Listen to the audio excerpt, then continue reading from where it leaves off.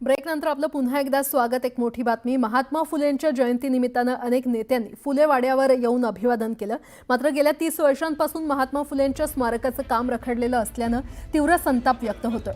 आजूबाजूच्या जागा ताब्यात घेण्यासाठी प्रयत्न न झाल्यानं स्मारकाचं काम पुढे जाऊ शकलं नाही आणि या भूसंपादनाचं पुढे काहीच होत नसल्यानं भुजबळ यांनी संताप व्यक्त केलाय। तर भुजबळ यांच्या सांगण्यावरून अजित पवारांशी बोलून 17 तारखेला पालिका अधिकाऱ्यांसोबत भूसंपादनाची बैठक घेणार असल्याचं चंद्रकांत पाटील यांनी जाहीर केलं। हे जर होणार नसेल तर मग आम्हाला आंदोलनाचं पाऊल सुद्धा उचलावं लागेल। ती परिस्थितीची पाळी आमच्यावर कृपा करून आणू नका।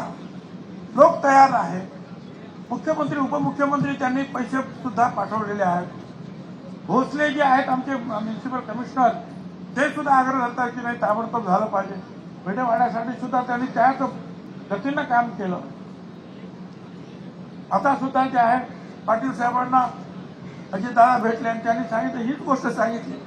त्यांनी सुद्धा आता फोन केले तर ते सुद्धा लक्ष घालतील आणि दादा तुम्ही सुद्धा लक्ष घाला आणि लवकरात लवकर हे काम आजच काही लोक जे आहेत तिथे जाणार आहेत त्या म्युनिसिपालिटीमध्ये किंवा ह्या आमची जागा घ्या आणि तिथून सुरुवात होईल।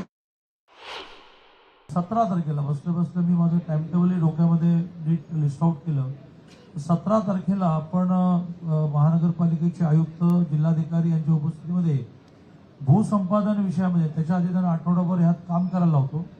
भूसंपादन विषयामध्ये नेमकं काय झालं आहे याचा आपण आढावा बैठक घेऊ आणि भूसंपादन पूर्ण करण्याच्या बरोबरीने याचं डिझाईन तयार करणं, याचं एस्टिमेट तयार करणं, याचं टेंडर डिझाईन करणं असं आपण करू आणि लवकरात लवकर भेडेवाडा तर चालूच आहे, फुलेवाडा सावित्रीबाई फुलेंचं असणारं स्मारक तिथपर्यंतचा एक कॉरिडॉर जेणेकरून हे दोन्ही एका कॅम्पसमध्ये येतील, हे सगळं लवकरात लवकर पूर्ण करण्याचा प्रयत्न करू।